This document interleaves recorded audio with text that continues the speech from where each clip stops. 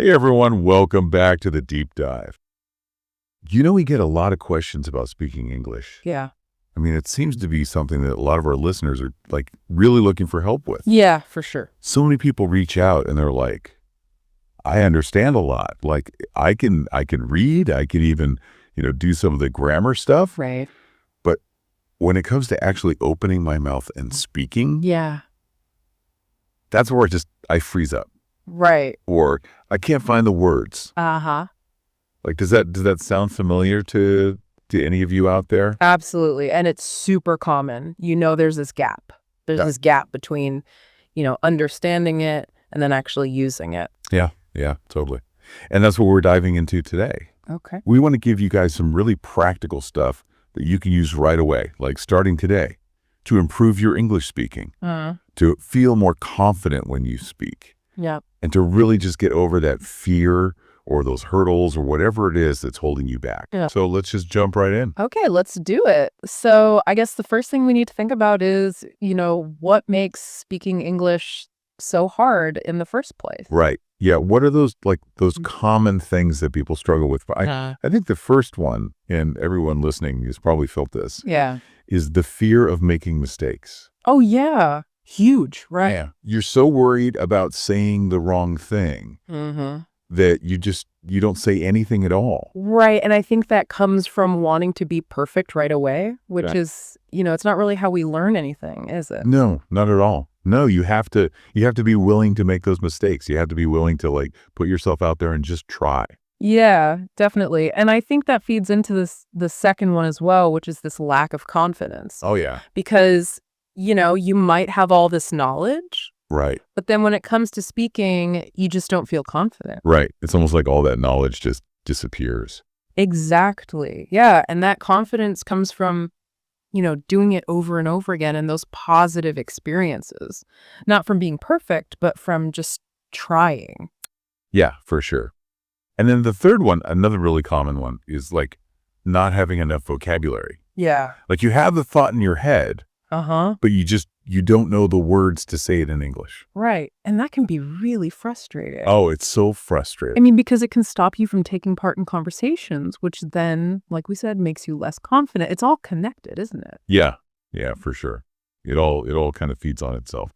Okay, so we've identified some of the challenges here. Yeah. Let's look at some solutions. Okay. Let's look at some things that you can actually do to get better at speaking English. Okay, great. So the first one is this idea of thinking in English. Right. And it sounds simple enough, Yeah. but how do you actually do that? Yeah, how do you actually train your brain to start thinking in English instead of translating? Because I think that's what a lot of people do, right? Right, exactly. So instead of, thinking in your language and then translating it word by word, you need to start thinking the thought in English directly. Right. So for example, if you're going to have a drink of water, just as you pick up the glass, try and think in your head, I am drinking water. Okay.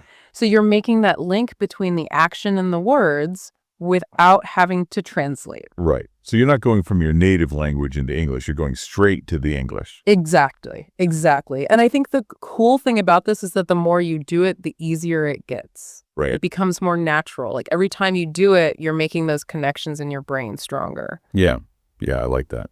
Yeah. Okay, number 2. This one might sound a little strange, but it's speaking every day, even if you're alone. Right. Now, I know, if you're not used to this, it can feel a little weird, like talking to yourself, Uh-huh. but it's a great way to practice. It is. I mean, think about it. You're on your own, Yeah, no pressure. yeah, You can just try things out. right. So, you could just describe what you're doing. You could say, I'm making coffee. Uh-huh. I'm going to sit down and drink it now. Or you could even describe what you can see around you. Why don't I try that now? Okay. Everyone listening, just look around and name 5 things that you see in English in your head. Okay, I see a microphone. Okay. I see a water bottle. Uh-huh. I see a window. Okay. I see some books on a shelf. Yeah. And I see a lamp. Nice. So you see, it's not that strange. No, it's not that strange. And then you can even build on that, can't you? So you can start adding in more details. So you can say, the microphone is black, Right. the water bottle is empty, just keep adding more information. Yeah. Yeah. I like that. Mhm. I like that. It's just about getting those words out. Exactly. And I think the good thing about it is it helps you to, feel more comfortable just making those sounds Right. and not worrying about what other people think. Yeah. Yeah. No judgment. No judgment. Exactly. Okay. So the next technique is called shadowing. Okay. Shadowing. Now, this one is pretty cool. Yeah, it is cool. So basically what you do is you listen to a native speaker. Okay. This could be from a movie or a podcast or a TED Talk, anything really. Okay. And you just repeat what they say, trying to copy their pronunciation. Okay. So you're like their shadow. Exactly, yeah. And I think what's interesting about this is you don't even have to understand every single word at first. Right. It's more about getting the sounds right Oh, interesting. and the rhythm. So you're training your mouth to make the sounds and your ear to hear them. And by copying that rhythm, you start to sound more fluent. Right. So it's almost like learning a song, right? Yeah, exactly. You're learning the tune of the language. Yeah. And the cool thing about this is it kind of bypasses your brain a little bit. Oh, interesting. How so? Well, you're not thinking about grammar rules or trying to translate. You're just copying the sounds. Interesting. So it helps you to develop that natural pronunciation without overthinking it. That's really cool. I like that one.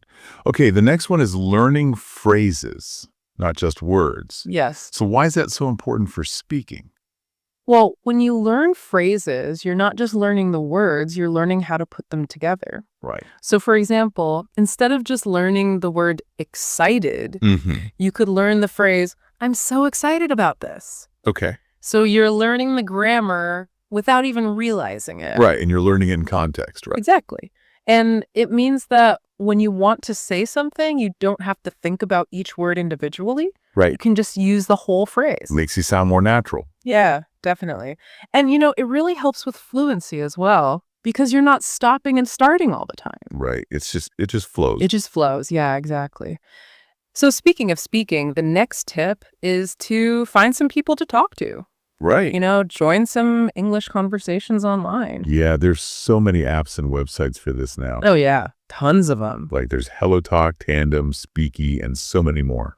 And what's great about them is that you can actually practice speaking with real people. Yeah. It's not just you on your own. Yeah, and it's people from all over the world, Exactly. which is amazing. Yeah, so you get to hear different accents, Right. different ways of speaking, Yeah. and it really helps with your confidence as well. Yeah, and it can be a little bit scary at first, Yeah. putting yourself out there, talking to strangers. Yeah, But everyone on these apps is in the same boat. exactly. Everyone's there to learn, Right. and everyone makes mistakes. So don't be afraid to just jump in and start talking. Yeah, for sure.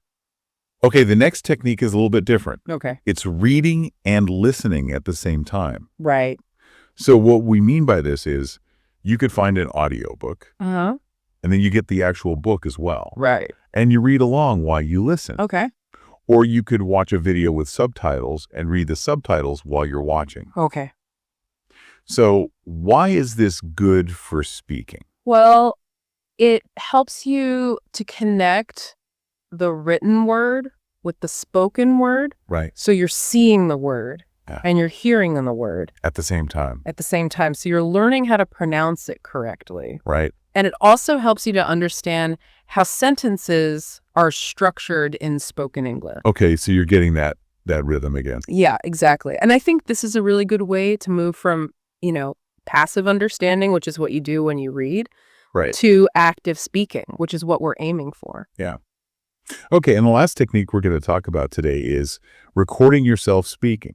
Ah, And this one can be a bit intimidating. it can. But it's really helpful because when you listen back to yourself, you can hear things that you don't notice when you're actually speaking. Right.